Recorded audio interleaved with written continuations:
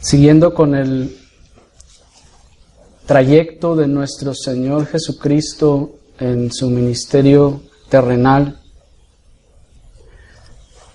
vamos avanzando, hermanos, junto con Él en los caminos que Él ha tomado en los días de su humillación.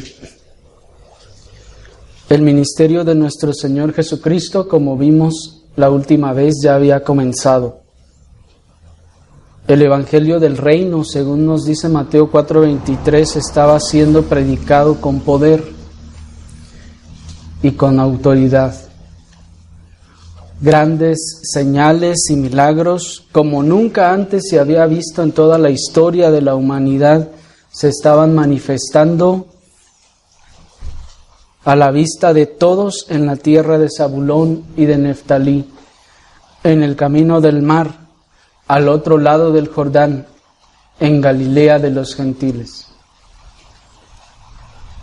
Pues nuestro Señor estaba anunciando su evangelio y, como leímos hace un momento, Él iba y predicaba a las sinagogas el evangelio del reino. Y además de ese poderoso mensaje dado con autoridad, estas palabras y este mensaje del Señor estaban siendo respaldados con grandes señales y milagros, cual nunca se había visto, hermanos, en toda la historia. Ni un solo profeta había hecho tantas señales y milagros. No importa el que me mencionen, ninguno de ellos llegó siquiera tal vez al 1% de los milagros y maravillas y señales que Cristo hizo. Pues desde el inicio de su ministerio vemos que muchos iban a Él para ser sanados. Luego de que su fama se extendiera, la gente se amontonaba, hermanos, para oír a aquel novedoso maestro y presenciar tal vez algunos de sus milagros. La sensación era tal que le eran traídos enfermos de todas partes y aún de los territorios fuera de los límites de Judea. Y la complacencia de los galileos entre quienes Él predicaba, hermanos, era también tal que ellos anhelaban poder mantener, o es decir, tener, y que no se fuera de ellos el maestro que había comenzado a predicar entre ellos. Se había cumplido la palabra que había anunciado que había nacido luz allí al pueblo, a la tierra de Zabulón y Neftalí, al otro lado del mar, en Galilea de los gentiles. Ese pueblo asentado en tinieblas estaba viendo gran luz. Y luego de que empezaron a ver todas estas maravillas, el Señor continuó predicando e iba a dirigirse a otros lugares, como vimos. Pero estos galileos fueron y le pidieron: Señor, no te vayas, sigue aquí entre nosotros. Pero independientemente de las motivaciones que los llevaban a pedir estas cosas, el Señor dijo: es necesario que yo vaya y predique el evangelio a otras ciudades. Pero, como siempre, de todos los que, simpatizando con su mensaje y sus maravillas, le seguían, eran realmente muchos menos los que de verdad estaban interesados en Él y en su mensaje. Porque siempre vamos a ver estas cosas, hermanos. Siempre va a haber personas que vienen a buscar al Señor por diferentes motivaciones, unas correctas, otras incorrectas. Pero el Señor siempre tendrá simpatizantes aún entre los más acérrimos pecadores. Ya vemos allí, hoy en nuestros días, hermanos, incluso hasta a los narcos, hombres tan sanguinarios y malévolos que aún en medio de sus pecados y de tanta maldad que practican, aún así ellos se consideran religiosos van y todavía ayudan a los clérigos, y algunos de ellos se ha dicho que hasta a iglesias protestantes también han hecho llegar sus diezmos y ofrendas de todo lo que roban y hacen mal. Pero el llamamiento externo del Evangelio interesa a muchos corazones, unos por unas razones y otras por otras, unos por unas motivaciones y otros por otras. Pero este llamamiento externo del Evangelio, la figura de Cristo el Señor, hermanos, siempre interesará a muchos corazones. Algunos se sentirán atraídos a oír el mensaje de la palabra por tener en sí mismos una conducta o costumbres moralistas. Hay personas que sin conocer al Señor son moralistas y les gustan las cosas rectas y correctas, y oyen que el Evangelio y las palabras de Dios son justas y moralmente correctas. Entonces dicen: oh, eso es bueno, a ver, invítame, quiero ir a escuchar esas cosas. Otros serán religiosos en sí mismos, porque, hermanos, hay muchas personas que pareciera que la religiosidad, y no lo digo en un buen sentido, sino ese sentido de ser como que religioso, lo traen en el ADN, y tienden a ser personas muy dadas a lo religioso, a lo místico, a creer en muchas cosas sobrenaturales, y oyen que en Cristo suceden cosas sobrenaturales en el Evangelio o a través de la predicación del Evangelio, y entonces se acercan buscando o queriendo saber más de este Dios. También el Evangelio interesa a unas legalistas, personas que les gusta la rectitud, personas que les gustaría que las cosas en la sociedad y en el mundo caminaran de manera recta y correcta, y entonces oyen que la palabra de Dios difunde la verdad y la justicia. Entonces eso es atractivo de alguna forma a esas personas. Pero también el Evangelio atrae a personas con necesitados moralmente. Atrae también a personas con necesidades familiares que se encuentran en problemas, ya sea matrimoniales o familiares, y esperan del Señor ayuda y socorro para su necesidad. Otros vienen en busca o a causa de necesidades salubres. Tienen alguna enfermedad o alguna cosa que esperan que el Señor sane y se acercan a las iglesias. Otros buscan al Señor por asuntos económicos, porque se encuentran en bancarrota o en quiebra o en alguna otra situación, en alguna necesidad o deuda, y están buscando a Dios por ayuda. Y así vamos a encontrar mucha gente que viene a las congregaciones por muchas razones y motivaciones. Pero sin duda, es el poder soberano de Dios, obrando a través del Evangelio, lo que entresaca a los verdaderos receptores de la gracia divina de entre los que solo son simpatizantes, y les hace entonces oír el tan poderoso y enternecedor llamado del Salvador: ven, sígueme. Y esas son las palabras que le dijo nuestro Señor Jesucristo a sus discípulos allí en Mateo capítulo 4, versículo 18 al 20. Y mientras lo encuentran, hermanos, les quiero recordar que luego de que nuestro Señor Jesucristo comenzó a predicar, anduvo por varias ciudades de Galilea.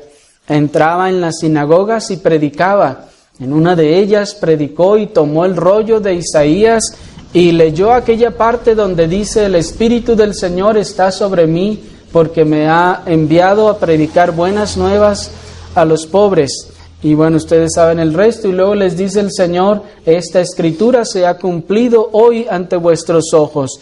Y así el Señor sigue predicando y empieza a sanar gente.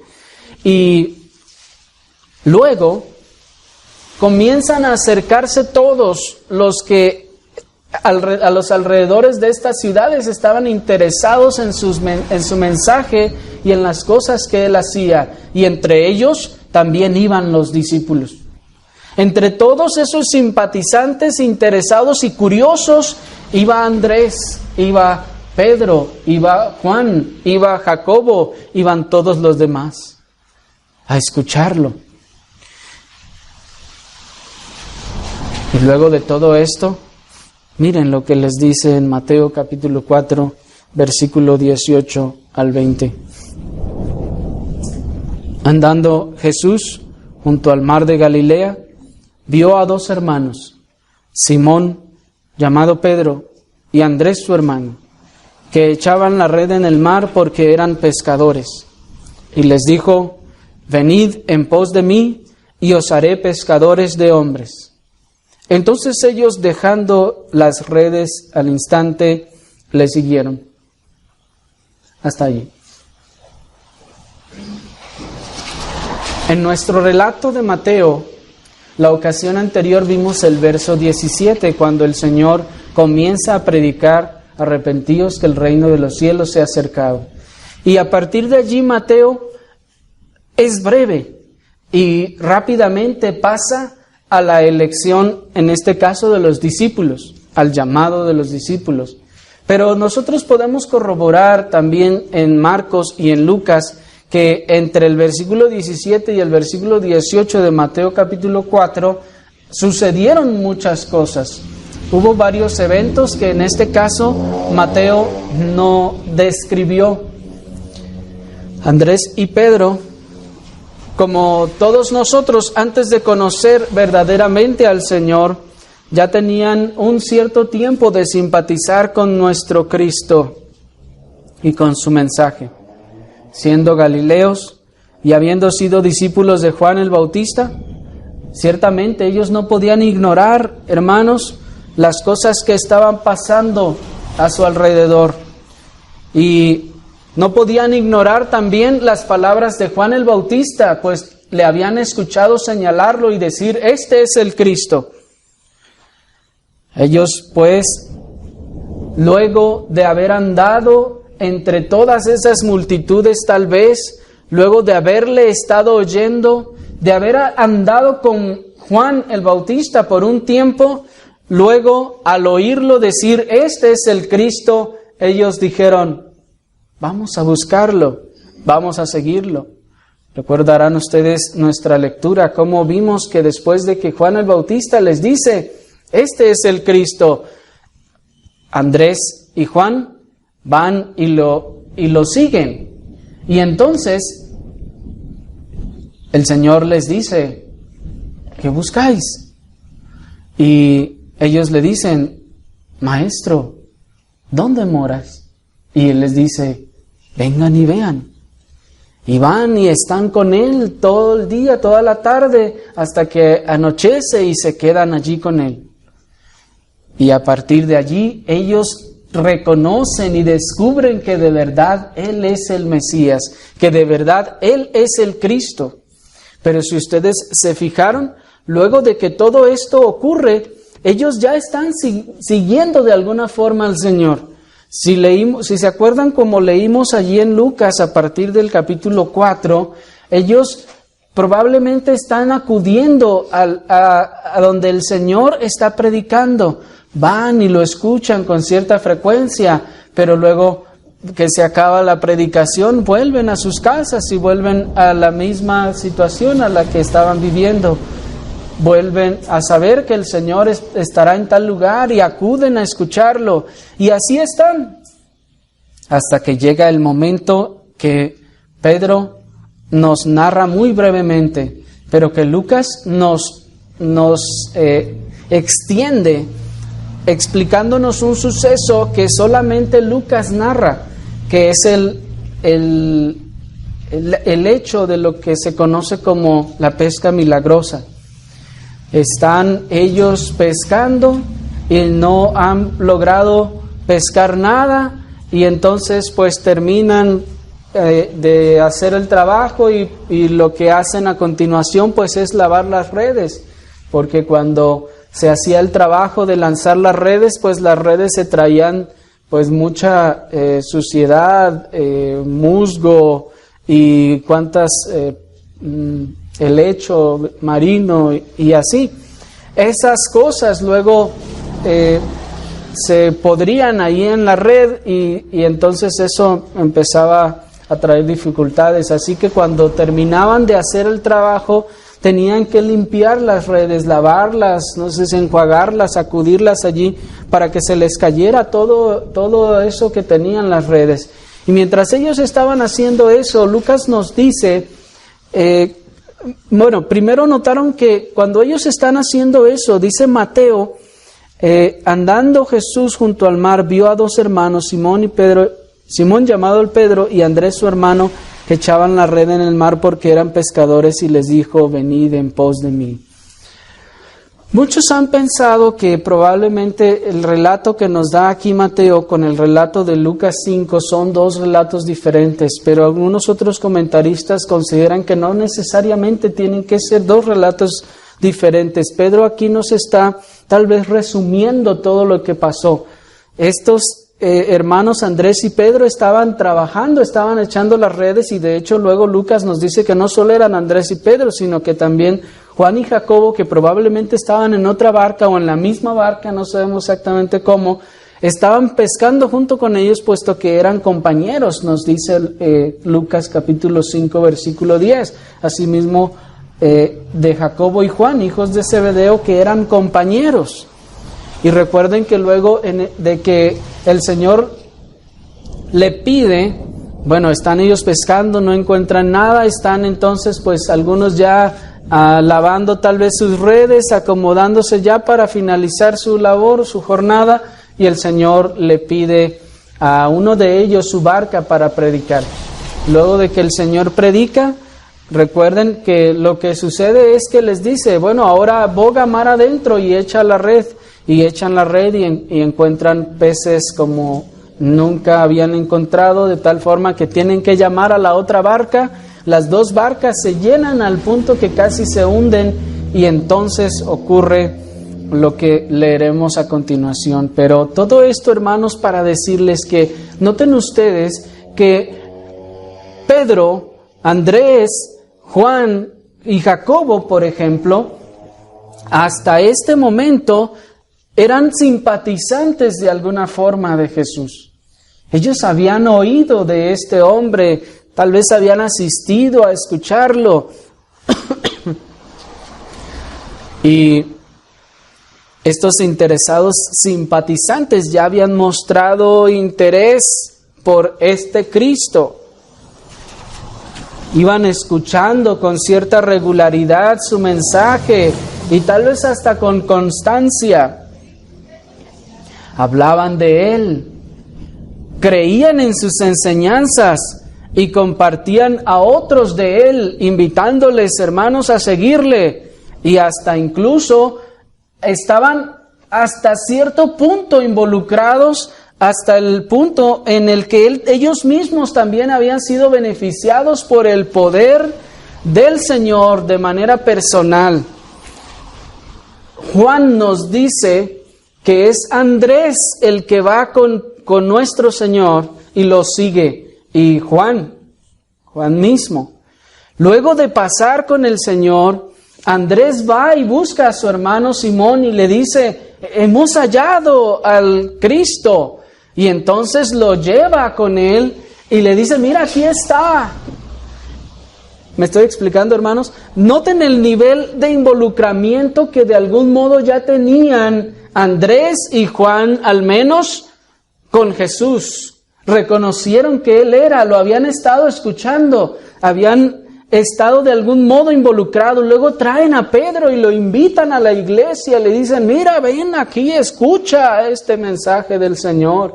Y entonces Pedro se queda y dice, oh, es cierto, esto que enseñan aquí es verdad, la palabra es verdad. Y entonces Juan invita a su hermano Jacobo y le dice, vente para acá, mira, este es el Mesías. Y luego resulta también que invitan a Natanael, como vimos, y Natanael viene y reconoce también, este es el Mesías. Notan, hermanos, que estos hombres habían estado escuchando al Señor, eran simpatizantes de su mensaje, creían en Él y aún invitaban a otros a venir a Él. Y además de eso, Lucas nos dice, ahí en el capítulo 4, versículo 38 al 39, que ellos mismos, Pedro aún se había beneficiado del poder del Señor, pues la suegra de Pedro había sido sanada y para este momento Pedro todavía no era un discípulo. ¿Me explico? Todo esto que les he estado diciendo es para traerles a la realidad de que hasta este momento ni Juan, ni Jacobo, ni Pedro, ni Andrés eran discípulos. Podríamos decir de algún modo que hasta este momento ellos eran simpatizantes. Ellos eran como lo que hoy de manera moderna decimos oyentes. Pero notan, hermanos, el grado de involucramiento que tenían.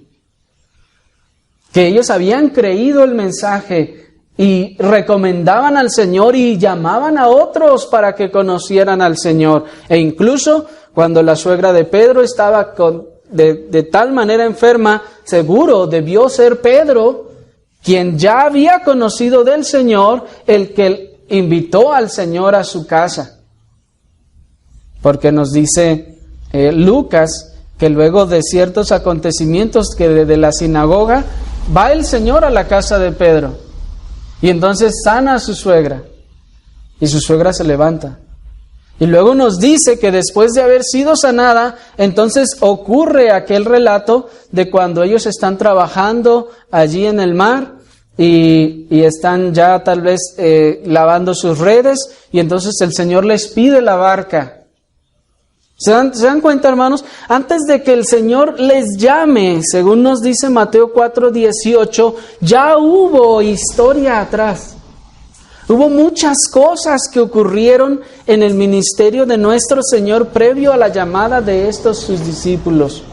Y estos ya habían tenido un cierto involucramiento con Él, pues habían creído en Él y habían también recomendado a otros que creyeran y se habían beneficiado del Señor. Y como habían visto todo lo que Él hacía, estaban conscientes de que Él era un maestro venido de Dios, entonces estuvieron dispuestos a prestarle su barca.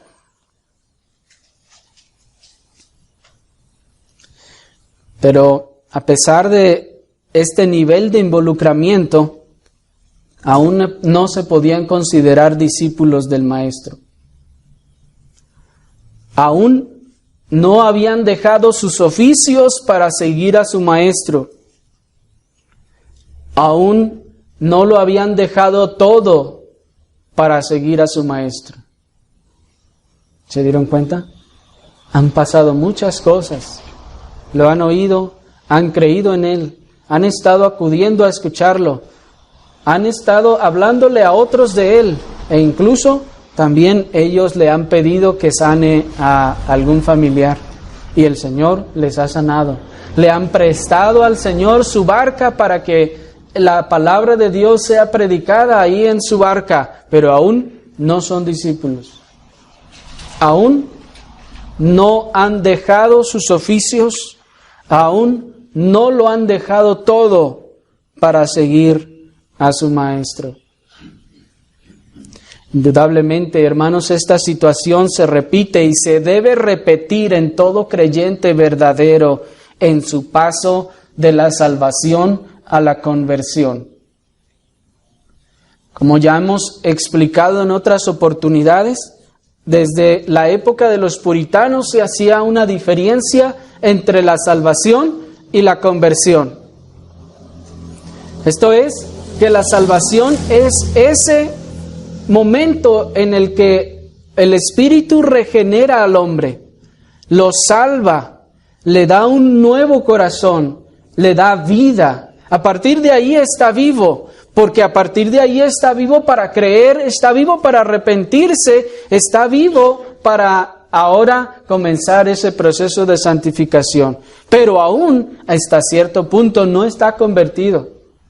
Aún no lo ha dejado todo por su maestro. Aún no ha dejado su oficio, no ha dejado sus intereses, aún no ha dejado sus metas, aún no ha dejado muchas de las cosas que tiene ahí en su corazón.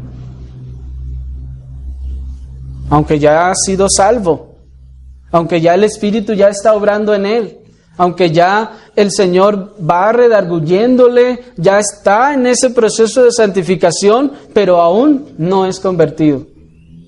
Aún no se ha decidido, por ejemplo, a mortificar muchos de los pecados de los que el Señor le empieza ya a redarguir. Así que, hermanos, debemos tener en cuenta esto. La vida del Señor viene y vemos una transformación de manera interna y de manera externa. Pero eso no significa que ya es un convertido, aunque en los lugares o ciertos lugares donde el Señor nos sacó, la salvación y la conversión se tomaban como la misma cosa. Hermanos, en este caso no es así. Y así como ocurrió a los discípulos, hermanos, debe ocurrir a todo creyente verdadero en su paso de la vida a la conversión. Venimos a la vida, creemos en Cristo, lo reconocemos como el Salvador, vemos en Él la luz, sabemos que Él es, estamos dispuestos a creerle, le hablamos a otros de Él, los invitamos a la iglesia, les hablamos de sus maravillas y también nos beneficiamos del poder del Señor, prestamos también a veces nuestros utensilios, nuestras cosas materiales para beneficio del Señor, pero esto aún no es la conversión en sí misma, todavía no significa que ahora que ya soy convertido. Porque probablemente todavía no he dejado mi vida. Es decir, el modelo de vida que yo tenía para mí mismo antes de venir a la vida nueva en Cristo. Hay ciertamente un sentido en el que todo creyente verdadero debe abandonar su oficio y profesión para seguir a su maestro. No significa, hermanos, que todos debemos de renunciar a nuestros trabajos y de aquí en adelante todos vivir evangelizando todo el día o, no sé, sirviendo de una u otra forma. No, hermanos, hay un sentido en el que todo creyente debe abandonar su oficio y su profesión. ¿En qué sentido? En el sentido de que mientras no conocíamos al Señor, para el incrédulo, siendo incrédulos, nuestro oficio o nuestra profesión lo era prácticamente todo. Teníamos metas, teníamos propósitos, objetivos. ¿Cuánta gente, hermanos, no hace tantas horas extras para poder avanzar? No toma tales cursos para seguir avanzando en su profesión. Tiene metas y dice, es que por algo estudié, para esto estudié, yo tengo que seguir, tengo que avanzar y tengo que hacer. Y no sé si me explico. Su corazón está en su oficio, en lo que quiere alcanzar, en lo que quiere lograr. Y dice, yo me veo como gerente de la compañía dentro de tanto tiempo. Mi propósito es dentro de 5 o 10 años tener mi propia empresa. Este es mi meta, este es mi objetivo. Busco aquí, busco allá.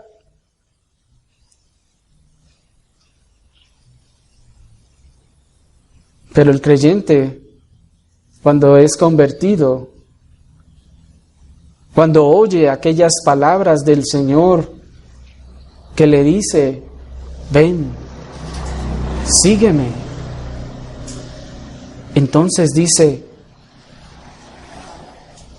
sí, Señor, te seguiré. Y hace lo que hicieron los apóstoles. ¿Qué hicieron? Le dijeron, Señor, déjame que venda mi barca porque para poder tener dinero, para poder seguirte. O, Señor, espérame, déjame acabar esto y entonces te voy a seguir. No, hermanos. El creyente entonces, al oír el llamado del Señor, abandonará la prioridad que en su corazón le ha asignado a su oficio y a su profesión para dársela al Señor.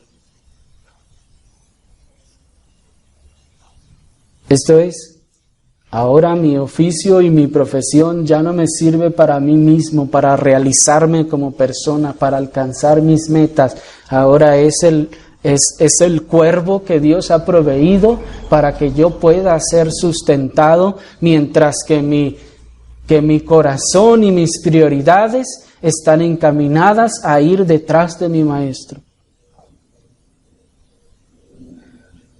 ¿Me explico?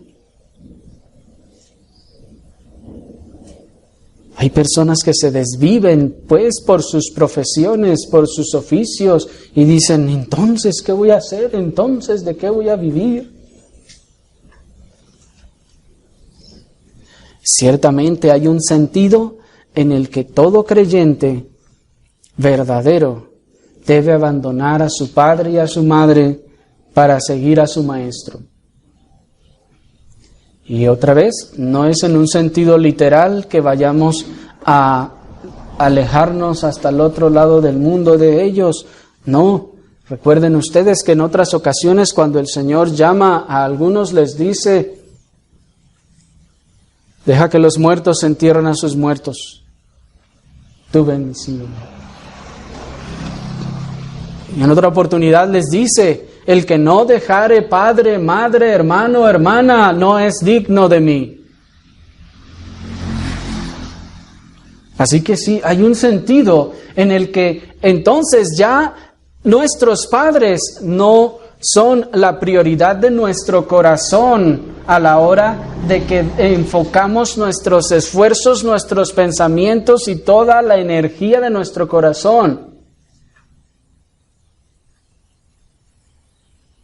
Supongo que ustedes entienden que no estamos invitándolos a deshonrar a sus padres en ninguna forma, sino que los estamos llamando a que hay ocasiones en las que los padres les van a decir, mira hijo, es que ahora es cumpleaños de tu prima Mangana, vente ahora el domingo, vamos a festejarlo, no me vayas a quedar mal.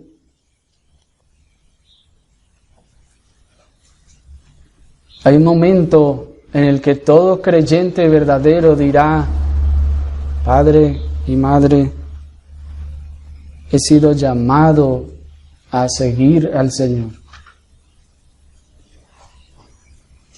Y hay también un sentido en el que todo creyente verdadero debe abandonarlo todo para seguir a su Maestro.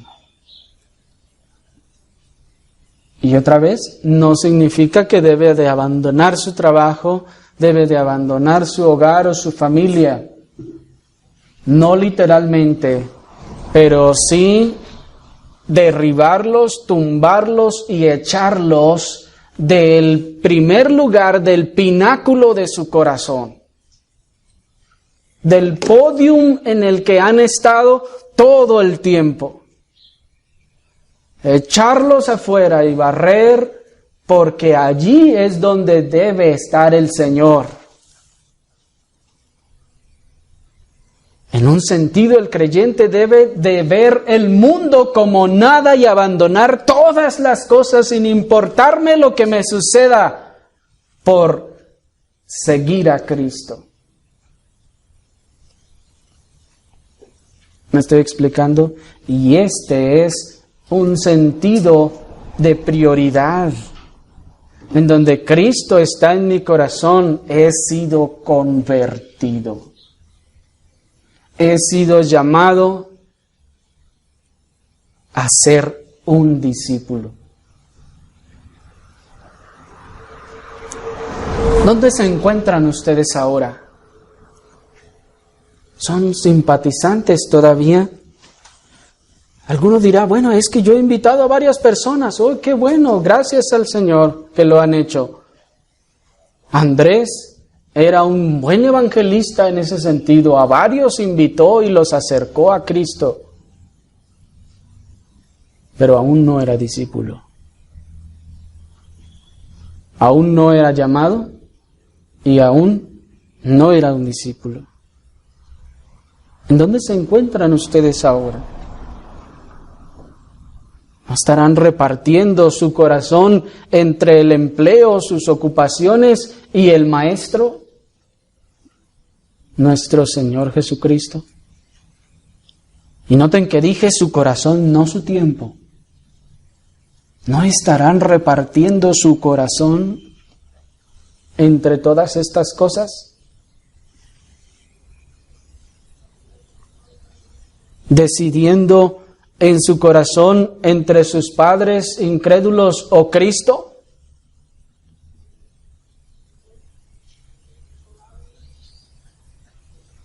Porque, hermano creyente verdadero, tú que has sido salvo por la asombrosa gracia de Dios en Cristo, ahora debes escuchar el llamado de nuestro Maestro que te dice: deja tu barca, deja tus redes con las que buscas los beneficios para ti mismo y ven en pos de mí y sígueme. Hubo un punto en el que Pedro, Andrés, Jacobo, Juan y el resto de los que luego vinieron a ser discípulos tenían que ahora entrar a un nivel de compromiso ya directo con el Señor.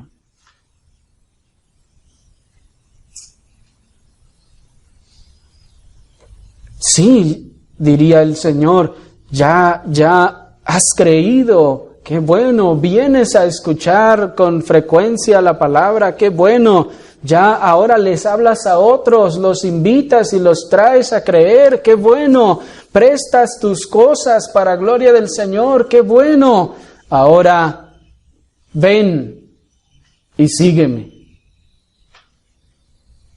Y alguno dirá, pero Señor, ¿no te estaba siguiendo ya? Y dice el Señor, no, todavía andabas allá en tu barca, pescando, haciendo tu trabajo, buscando tu beneficio, tu enriquecimiento tal vez, tener cada vez más y más y más y más. Porque miren cómo les dice el Señor en la narración que nos hace Lucas, en Lucas capítulo 5, en el versículo 10 y 11, acompáñenme por favor a Lucas capítulo 5, en el versículo 10 y 11, dice: y asimismo de Jacobo y Juan, hijos de Zebedeo, que eran compañeros de Simón. Pero Jesús les dijo: no temas, desde ahora serás pescador de hombres. Y cuando trajeron a tierra las barcas, dejándolo todo, le siguieron.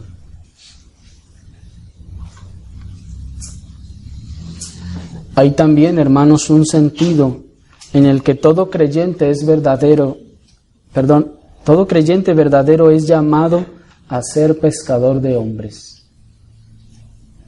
Sí, hay un sentido en el que todo creyente verdadero es llamado a ser pescador de hombres, a dejar la vida que vivía para sí mismo y cambiar sus redes materiales por redes espirituales, a cambiar sus metas meramente terrenales por objetivos espirituales.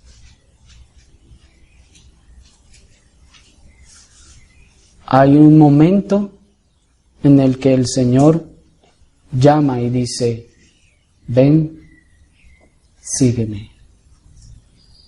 Y eso significa dejarlo todo, abandonarlo todo.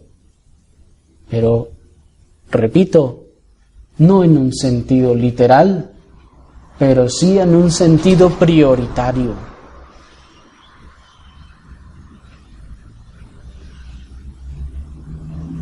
Es cierto que el llamado hecho a los apóstoles es aún más profundo y literal. que haya semejanza con el llamado divino a los pastores de la grey. Pero es ineludible la realidad de que nuestro Señor en este momento les está llamando a ser sus discípulos. Les está llamando a seguirlo en una manera más profunda, comprometida y personal.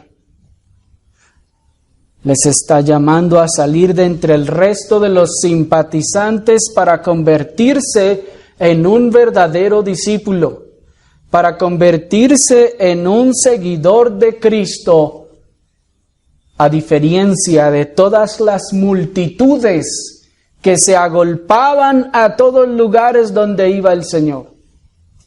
Ya leímos en Lucas. De hecho, es Marcos, me parece, quien ubica aquel milagro del hombre paralítico al que tuvieron que bajar desde el techo, ¿se acuerdan?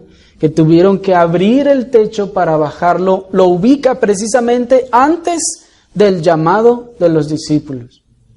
La gente se agolpaba, hermanos, por multitudes. ¿Cuántos de todos esos miles estuvieron luego de su muerte en el aposento alto? Solo 120.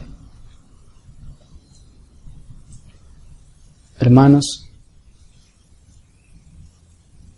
Dios no nos ha llamado a ser simpatizantes que hacen lo mínimo que pueden, o hacen solo aquello que tienen a la mano. Algo que no les cuesta mucho trabajo hacer. Cosa que es muy buena, puesto que de eso a que haya algunos que mejor de plano no hagan absolutamente nada, eso es algo muy bueno. Pero cuando el Señor llama a los discípulos, cuando el Señor nos llama a ser ahora discípulos, nos está llamando a un nivel de intimidad mayor, a un nivel más profundo.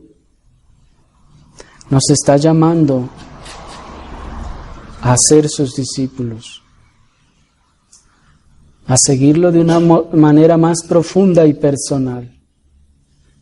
Nos llama a salir de entre el resto de los simpatizantes y ser un verdadero discípulo.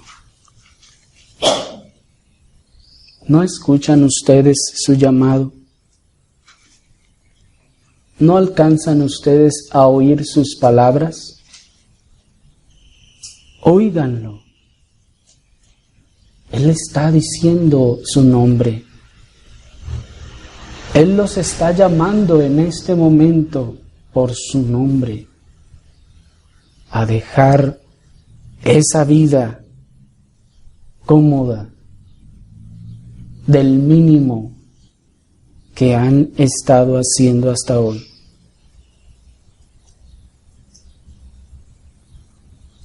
Debes dejar de pensar que este es un llamado del pasado para los del pasado, como si ellos tuvieron menos que dejar que lo que tú tienes ahora que dejar. Mucha gente piensa así y dice, pues la verdad es que, pues ¿qué tenían que perder? 2, 3 pescadillos allí y una red de 100 pesos. No, hermanos, era su estilo de vida y su forma de mantener y sostener a sus familias. Algunos incluso se han ido más allá a decir que eso era un tipo de empresa, pues que una barca, hermanos, no era algo barato en aquel tiempo. ¿Cuánto cuesta una lancha hoy en día? Hay una media chafilla. En aquel tiempo las barcas se hacían de madera y a mano. Y para que no se le meta el agua, tenía que ser un trabajo muy especial. Y a veces pensamos y decimos, oh, pues qué bonito se oye eso, que dejaron todo y lo siguieron. Pero pues bueno, es que ellos no tenían todas las cosas que nosotros tenemos. Estaban en una situación donde era más fácil dejar las cosas para seguir al Señor. Y nos excusamos con esas formas de pensar, ¿no es así? Y decimos, bueno, es que ahora ya estamos en otro tiempo y el Señor pues ya no es tan real como lo era en aquel tiempo. ¿Sí o no? Este es un llamado para todos los creyentes verdaderos en todas las épocas de la historia y hasta que el sol de justicia venga otra vez. Este, hermanos, es un llamado para todos los creyentes en todas las épocas. Y las épocas en las que los creyentes no han tomado en serio estos llamados han sido aquellas épocas que se han caracterizado por la decadencia de la iglesia y por una iglesia que apenas se sostiene en medio del mundo.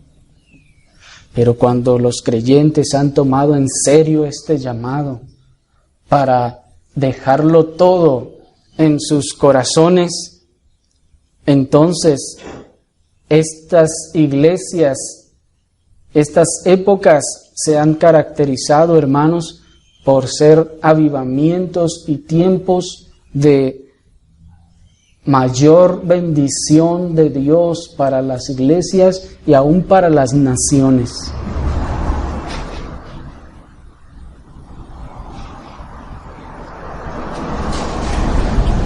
No tienes que ser perfecto para acudir a ese llamado. Nuestro Señor no llamó a sabios ni a las grandes mentes de su tiempo. Los mismos fariseos preguntaban y decían, ¿quién de los fariseos o de los gobernantes ha creído en Él? Y era verdad, nadie. Porque no es el que el Señor anda buscando gente sabia para que sea su discípulo, para que se comprometan con Él. Si ustedes piensan y dicen, pero pues yo ¿en qué puedo servir al Señor? ¿Yo para qué sirvo? Yo no sé nada, yo no puedo hacer nada. Pues los discípulos podían hacer exactamente lo mismo, nada.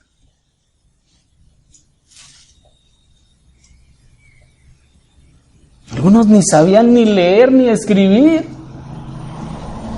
¿Ustedes saben leer y escribir? Ya hay mucho que hacer entonces. Algunos hasta inglés saben. Hay mucho que traducir y hay mucho, hermanos, que hacer. Él llamó a hombres débiles. Él llamó a ignorantes. Los discípulos no sabían prácticamente nada de los misterios o las profundidades de la teología. El Señor llamó a faltos de entendimiento que escuchaban las parábolas y decían, Señor, ¿nos puedes explicar qué quisiste decir con eso de que el sembrador y que la semilla y que las aves? Señor, explícanos, no entendemos. Alguno puede decir, yo soy todavía más torpe que ellos.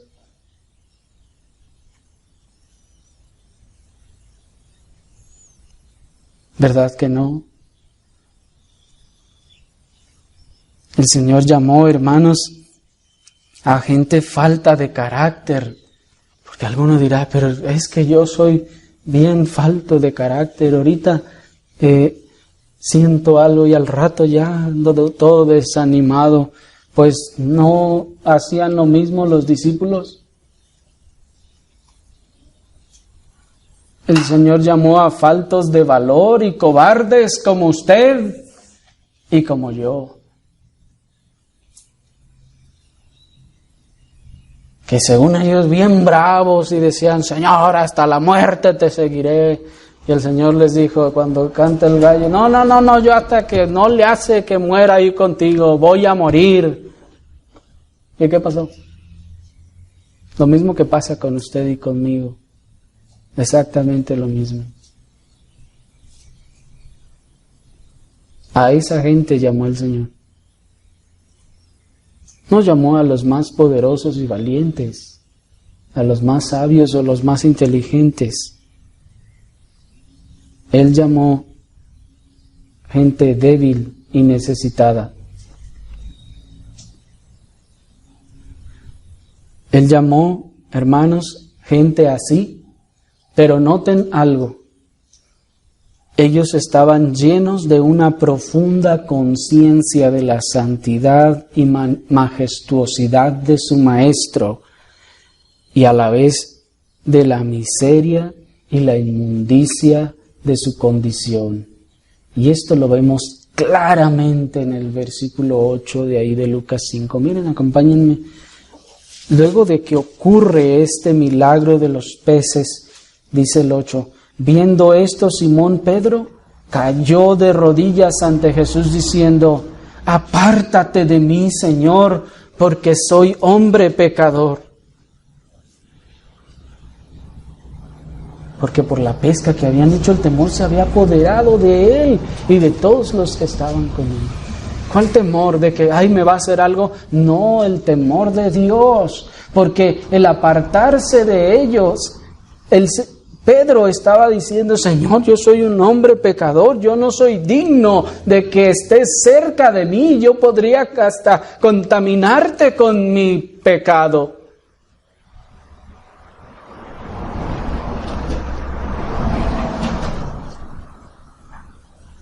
La primera bienaventuranza, o la primera de las bienaventuranzas que es proclamada sobre los creyentes es la bienaventuranza proclamada sobre los pobres en espíritu.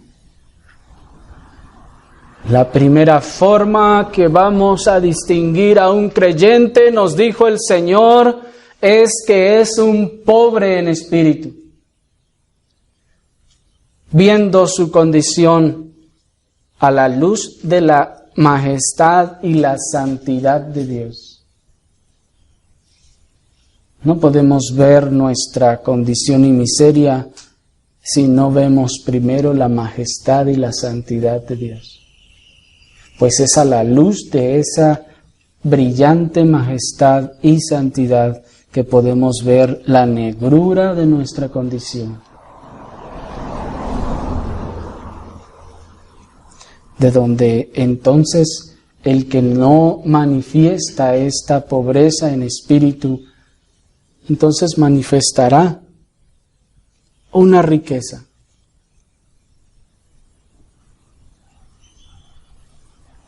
En vez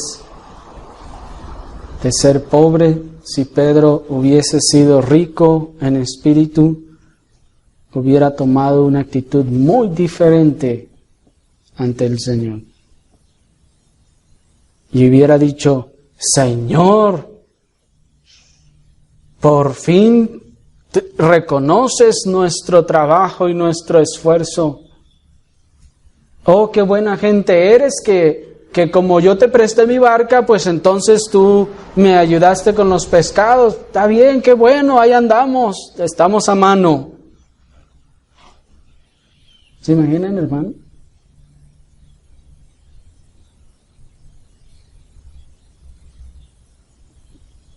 Y no es hasta que Pedro cae de rodillas que el Señor le dice, según nos narra Mateo, dice, venid en pos de mí. Ven, sígueme, y yo te haré pescador de hombres. Pero no es hasta que cae de rodillas, asombrado por la majestad de ese Dios.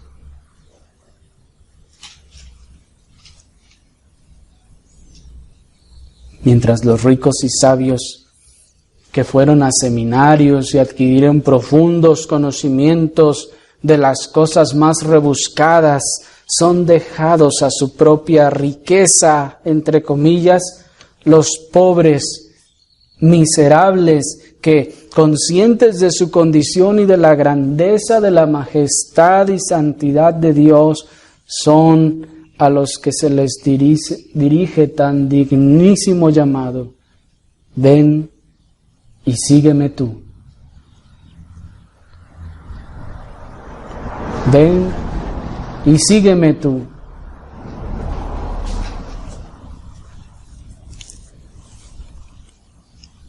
¿No oyen su voz?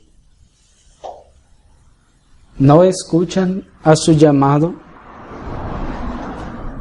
Óiganlo, pues Él les está llamando. Es su nombre el que está mencionando. Escúchenlo. Es Dios el que habla. Pero querido amigo, tú dirás: pero yo no he sido salvo. Ese llamado no es para mí. Claro que es para ti. Claro que lo es. Pues tú, como Zaqueo, has estado siguiéndole la pista al Salvador. Has estado buscando sus caminos. Has estado curioseando por aquí en estas cosas de la religión. Dios te ha guiado tus pies hasta aquí. Y si estás escuchando estas cosas, es porque Dios te ha guiado hasta aquí. Tal vez no querías llegar aquí, andabas buscando otra cosa. Y al final, la providencia de Dios te cruzó con estas cosas y estás escuchando este llamado. No me importa la razón por la que viniste. No importa la razón por la cual escuchas. Dios ha usado esa motivación soberanamente para que puedas oír a este llamado. Dios se ha complacido en que, sin importar la razón por la que le has estado buscando y terminaste escuchando a este llamado, es porque Dios lo ha determinado así. Tú también eres llamado hoy a Cristo. Para ti son también estas benditas palabras del Salvador: ven y sígueme. Óyelo llamarte. No sigas adorando tus redes como los caldeos que pensaban que de ellas obtenían su prosperidad y su fuerza. Escucha su voz. Déjalo todo y síguelo. Ve en pos de Él. Tú sabes que te habla a ti. Tú sabes que te llama a ti. Él te había estado buscando y ahora te ha encontrado. Ve a Él. Síguelo a Él. Y Él tendrá misericordia de ti. Oremos, hermanos, al Señor.